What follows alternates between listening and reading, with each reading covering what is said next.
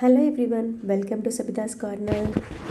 Karnataka special recipe bisi bele bath recipe ఎలా చేయాలో ఈరోజు చూద్దామండి. ఇది లంచ్ బాక్స్లోకి ఈజీగా ప్రిపేర్ చేసుకోవచ్చు.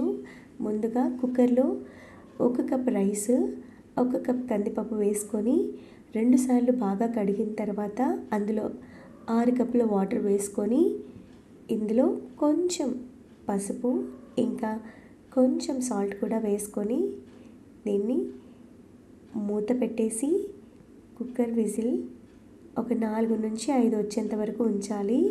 ఇప్పుడు ఇంకొక బౌల్లో 50 గ్రామ్స్ వరకు చింతపండు నానబెట్టుకోవాలి.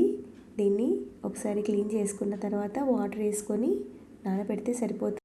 ఇప్పుడు ఒక గిన్నెలో మునక్కాయలు, కట్ చేసుకున్న క్యారెట్, బీన్స్, ఆలు ఇంకా రాడిష్ ముక్కలు కూడా వేసుకొని దీంట్లో వాటర్ పోసుకొని 70 to 80% కుక్ అయ్యేంత వరకు ఉడకబెట్టుకోవాలండి. ఇప్పుడు ఈ విజిల్ తీసేసుకొని కుక్కర్ విజిల్ చూసారు కదా, రైస్ అంతా కూడా బాగా మెత్తగా ఉడికిపోయింది. ఇప్పుడు దీన్ని పక్కన ఉంచేసుకొని ముందుగా ఉడకబెట్టుకున్న వెజ్జెస్ని చూద్దామండి. చూసారు కదా, ఇవన్నీ కూడా 70 to 80% కుక్ అయిపోయాయి. ఇప్పుడు ఒక పెద్ద గిన్నె తీసుకొని దాంట్లో 2 టేబుల్ స్పూన్ ఆయిల్ వేసుకోవాలి. 1 టేబుల్ స్పూన్ మస్టర్డ్ అంటే ఆవాలు ఇంకా ఎండుమిర్చి, 1 టేబుల్ స్పూన్ పల్లీలు, 1 టేబుల్ స్పూన్ క్యాష్యూ కూడా వేసుకొని ఒక్కసారి బాగా మిక్స్ చేసుకోవాలి. ఇదంతా కూడా మిక్స్ అయిన తర్వాత ఇందులో కొంచెం కరివేపాకు కూడా వేసుకోవాలి.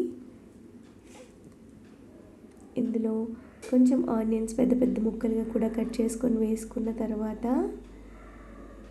పచ్చిమిర్చి ఇంకా టమాటా ముక్కలు కూడా వేసుకొని బాగా మిక్స్ చేయాలండి. ఇది ఒకసారి ఇప్పుడు ఇది 2 మినిట్స్ కుక్ అవ్వగానే ముందుగా ఉడకబెట్టుకున్న వెజ్జెస్ అన్నీ కూడా దీంట్లో వేసేసుకోవాలి.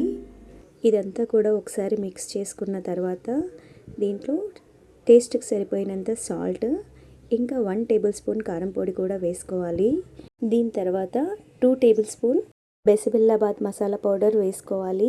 ఈ బెసిబిల్లాబాత్ మసాలా పౌడర్ ఎలా చేసుకోవాలో నేను ఆల్రెడీ వీడియో చేశాను, నా ఛానల్లో ఉందండి. మీకు లింక్ కూడా డిస్క్రిప్షన్లో ఇస్తాను. మీరు ఒకసారి ప్రిపేర్ చేసుకుంటే ఇది 2 months వరకు స్టోర్ చేసి యూస్ చేసుకోవచ్చు.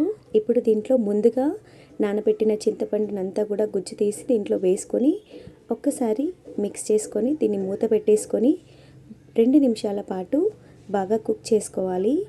ఇదంతా కుక్ అయిపోయిన తర్వాత ముందుగా ఉడకబెట్టేసిన రైస్, కందిపప్పు ఉంది కదా, అదంతా కూడా దీంట్లో మిక్స్ చేసుకోవాలండి.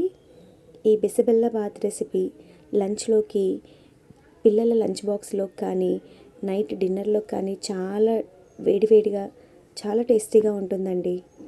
ఇప్పుడు దీంట్లో నేను మళ్ళీ ఒక 100 ml వాటర్ యాడ్ చేశాను, ఎందుకంటే గట్టిగా అయిపోతుంది కదా. ఈ బెసిబిల్లాబాత్ రెసిపీ కొంచెం జారుడుగా ఉంటేనే తినేటప్పుడు చాలా టేస్టీగా ఉంటుందండి. ఇది ఇంకొంచెం సేపు లో ఫ్లేమ్లో కుక్ చేసేసుకొని సర్వ్ చేసుకుంటే సరిపోతుందండి. Tasty and yummy bisi bele bath recipe ready అయిపోయిందండి.